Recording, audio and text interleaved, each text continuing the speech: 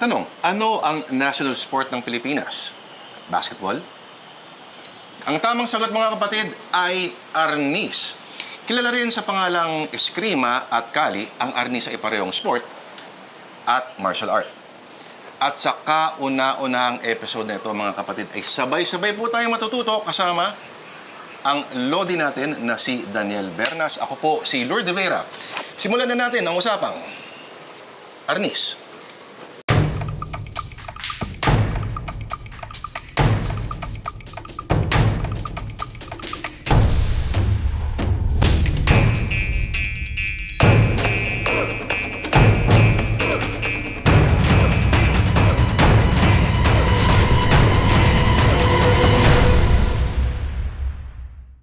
Alam natin sa competition normally may mga protective gear kayo. Pero ano yung pinaka hindi mo makalimutan na match na medyo nasampulan ka, kanina kay Magellan? Usually kasi masakit talagang matamaan pag sa joints, sa tulad ng elbow or sa tuhod. May mga sport formats naman na naglalagay ng padded gear or padded protection doon.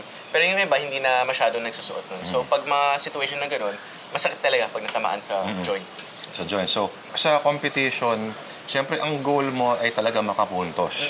Pero paano yun kapag pareho kayo, ang idea ninyo, fluidity of movement? Pareho nyo ayaw papormahin yung isa't isa. Tama. Saan papasok yung skill doon? Siguro papasok na yun sa experience ng mga players at yung ability na makontrol yung pace ng fighting. So meron tayong mga ranges of combat. And usually yung mas superior na player, kaya niyang i-control yung range para papasok siya, makakapunto siya, tapos makakalabas siya bago pa man makaporma yung kalaban. 2 minutes lang, ano? Kala nila para mabilis lang 2 minutes. Pero actually nakapagod na talaga ang 2 minutes. Yun, oo. Kasi tuloy-tuloy. Tuloy-tuloy lang. Pero usually naman sa start, papagpugay ng mga referees. Tulad ng ginawa natin kanina. Pugay, Pagpugay. So pagka nagpugay yung players, pwede silang gumalaw-galaw ng konti para lang maglabas ng kanilang fighting spirit or para lang mag-express ng sarili nila.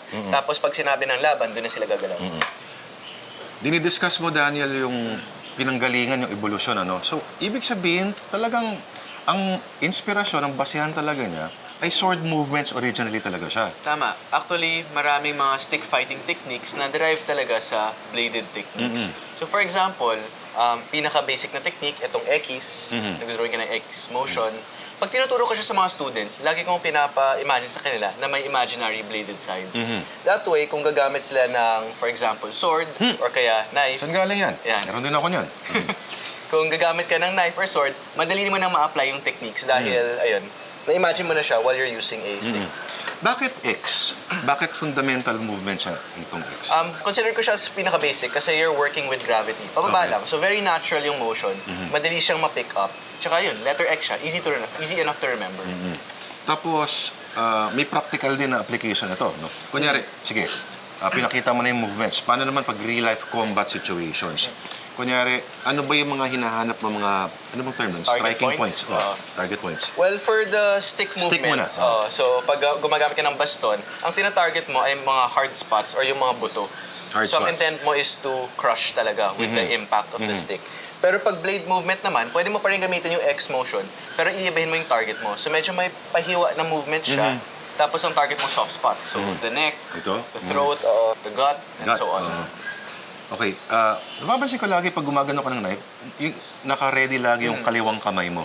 Ano yung function nitong kaliwang kamay mo? Yung, ito tinatawag ko siyang live hand. So Live usually hand. pag isang weapon lang, the other hand is empty lang. Tapos ready lang siya dito for me to parry or to block a weapon.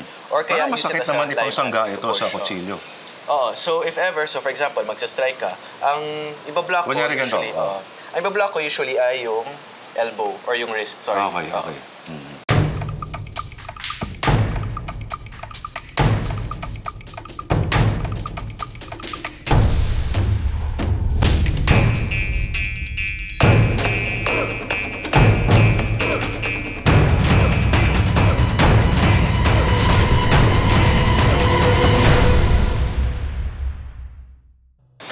Pero, eto pag-usapan natin yung konsepto ng arnis as self-defense. Kailangan may kutsilyo talaga. Nako, yan ang susunod na tatalakayan natin sa next episode ng Usapang Arnis.